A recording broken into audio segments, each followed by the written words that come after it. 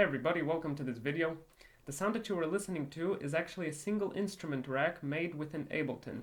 It's made of many interacting components, and the result lends to the idea that effective sound design is usually more than the sum of its parts. We're going to try to recreate this instrument, but bear with me because along the way we're going to cover some general interesting tips in sound design. Now, some of these tips can be applied to your instrument of choice, but a few of them pertain to Operator specifically. Like and subscribe to this channel if you haven't yet, if you like to see more content like this, and if you're into more serious production tips and education options, check out the Patreon link in the description below. So without further blabbing, let's get to it.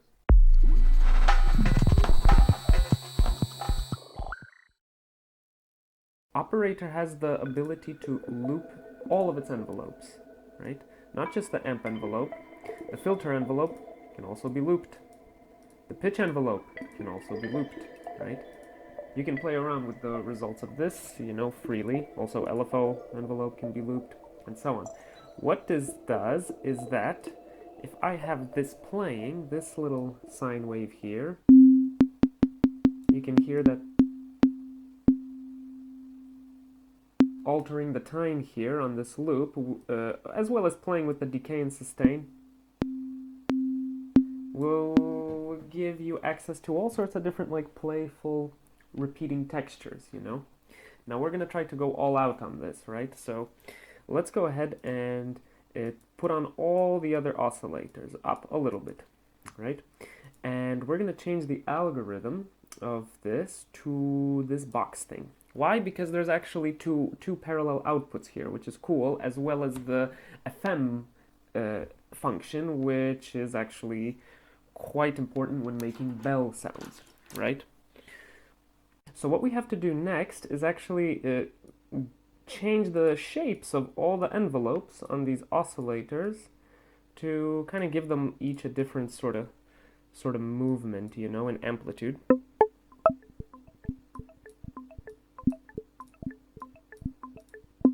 Quite interesting, right?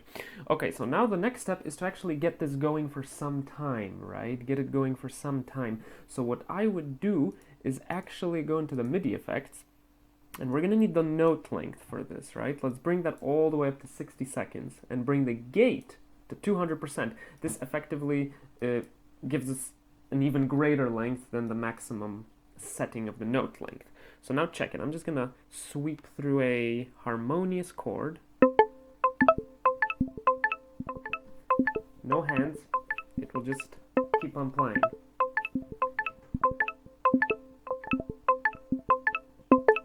Right? Cool, cool, cool. So now, let's go ahead and add the very important layers to it, which will color the sound, because it sounds quite raw and actually not very pleasant. We want to go for that dreamy, soft, ambient-ish sort of vibe. Right, in this case at least. So I'm going to drop an audio effect rack here and stack a few effects.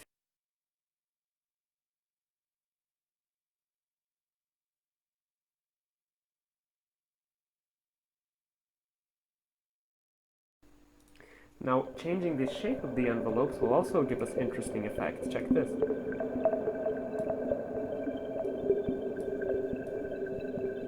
No more a bell, but some sort of watery, slippery sound, right? This is the filter envelope shape.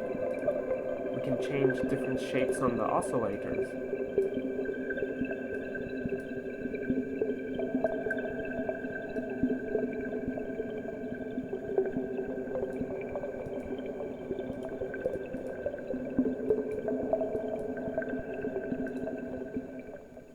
Okay, another thing about Operator, and actually any other synth, is the ability to use MIDI modulation. This isn't super, I guess, hidden or advanced or anything like this, but if you don't know, it is crucial for any sort of, expression added to your music if you're using a MIDI controller or push. So in Operator, you actually have to press over here, and even if you want to just have the the strength at which you play the keys to affect the volume, you actually have to turn that on. Here, you have to select velocity and put the amount on. So now it actually reacts to how strong we play the keys, right? What's cool is that we don't actually have to use this velocity routing to volume. We can use it for other things. I can, for example, set this to time and have the strength of the key determine the speed of these envelope loops. Check it.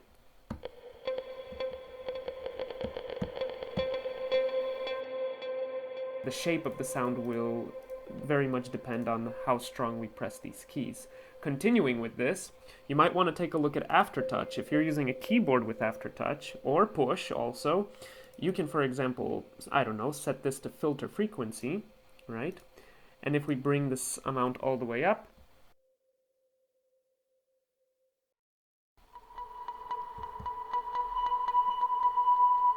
you can see that if I add pressure to the key that I'm playing, or the pad on the push, it actually opens up the filter, which allows for a lot more expressive sound design options, right? You might want to keep this in mind. This is the fundamental frequency, right? This is the fundamental, this is a pure sine wave, right? And adding additional harmonics,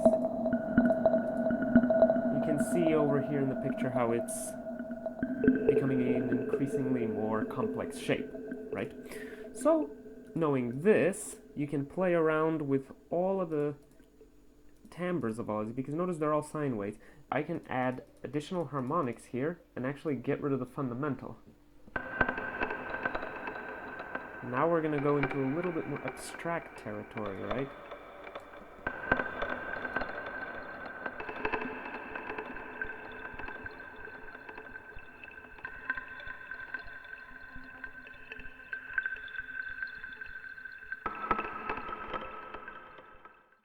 So, fun fact about operator, it's not just an FM synth. Now, as I bring the fundamental back in,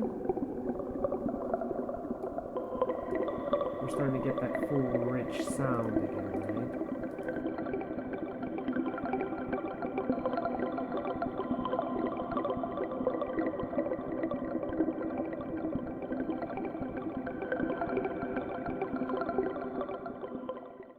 Okay, so now let's move on to the next step. Let's find ways to bring this instrument to like increasing levels of complexity, right? Let's go ahead and highlight everything, group, and now we have one instrument rack which houses all the things we placed in this channel so far.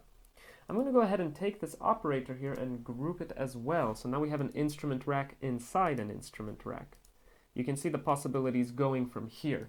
I'm going to open this rack here and actually duplicate this operator a few times. So we actually have few different instruments.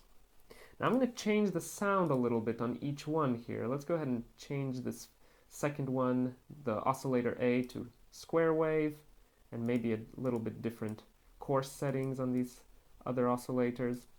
The third one, let's use a saw wave, right? Also a little bit different settings here. Let's go ahead. The fourth one, let's just, I don't know, type in some harmonics here. And change a little bit of this. And now we have four different sounds in this instrument rack. Now the idea is not to trigger all of them simultaneously. We can use the chain selector to select which of these we would like to use, right? We can stretch out a chain or distribute them equally, right? But another way to go about this is use the velocity section. We can go ahead and right-click, distribute ranges equally. And now, depending on how hard I press the note, that will be the instrument that we trigger.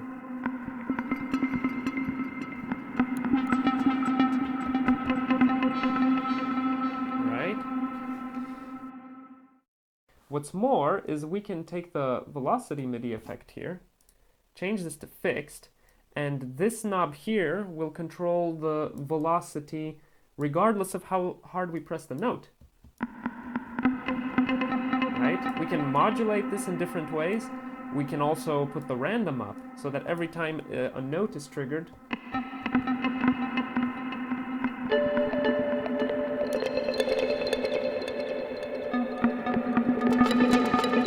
we can get different sounds all together, right? Let's go ahead and bring the note length up.